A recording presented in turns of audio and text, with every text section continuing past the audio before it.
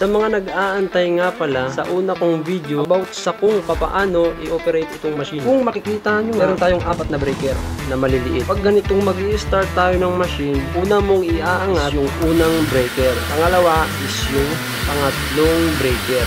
Yan, kung naririnig nyo, maingay. Normal lang yan. Dahil mawawala din yan maya-maya. At kung halimbawa may magpaparefill o bibili, ang kailangan mo lang gawin ay iangat ang pang-4 na breaker. At pagkatapos, kung wala namang bibili o magpaparefill, kailangan mo din itong ibaba. Ay basta, pag may bibili lang o magpaparefill, saka mo lang iangat ang 4 na breaker dahil ito ang UV light. At sa pangalawang breaker naman, inaangat lang ito kung dadagdag o magkakarga para dyan sa ating product tank. Kung mapapansin nyo, maingay ang machine. At dito nga ay dalawang way ang mag-process nito. Kasi ang isa dyan, yan yung parang natatapon o wastewater. At yung isa naman, yan yung papunta sa ating product tank. Hindi ako expert, sinishare ko lang kung ano ang mga nalalaman ko sa pag-operate nitong water station. Kung may suggestion kayo, recommendation, o mga katanungan, comment down below.